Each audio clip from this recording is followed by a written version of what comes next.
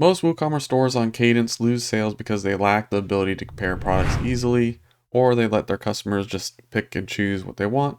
In this video, I'm going to show you exactly how to set up a compare section just like Amazon when they're shopping, as well as making it so it will do this automatically for majority of your products. So let's dive right in. In this section, we're going to go over OtterWP's product compare plugin. This plugin does all the traditional things that a compare plugin does, but it adds a section into your single product page, which can either be dynamic or one that you create yourself. This is a paid plugin, so if you want it, you gotta go to the website, link to the description below.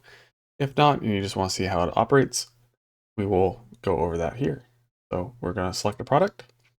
We're going to do a 3D printer because they have a whole bunch of attributes that we can compare against each other. And we will select this one.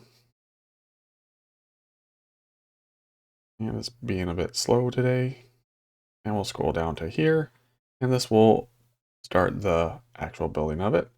Now we just search 3D printers. And when you add the first one, it's automatically going to throw on all the attributes that they have in common, or that not in common, but they have together. And let's add the rest.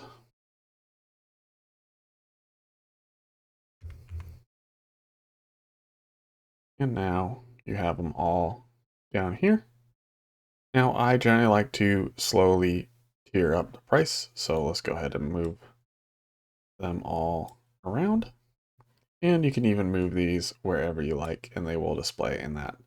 So now whenever someone comes into this product, they will always have this table down below to compare against each other.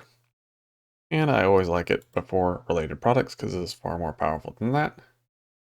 Hit update and that product will be set, but you don't even have to do all that. You can go over here to compare settings. You can change all the colors of the table and the buttons, but what we're going to want is the dynamic compares. We want automatic, we want it before related products. You can allow or not allowed. You can set a maximum amount of products. This also includes the customer's one that they can select, because if you allow 100 products, that's going to be no use to anyone. And you can select all attributes or common attributes for the dynamic section. You can choose the location of the buttons and where you want them, as well as exclude products. So say you have a product that you don't want them to use, either by dynamic or them selecting, you can do it there, as well as what attributes you may not want someone to compare. Now, I always put the requirement to 3 attributes before the dynamic will actually start comparing products automatically, because if they have 1, it's not going to be much help, but if they have more 3, then it's going to be a massive help. And just save the settings you want, and they will show up, and it'll be automatic for you. And here we are on the front end with the Kadence theme installed. You can see the product, and we scroll down right before the recommend related products. And here's the table that we created. And if we click on one of these 3D printers, the dynamic section is working and creating its own table. And we can also have the customers add to their own.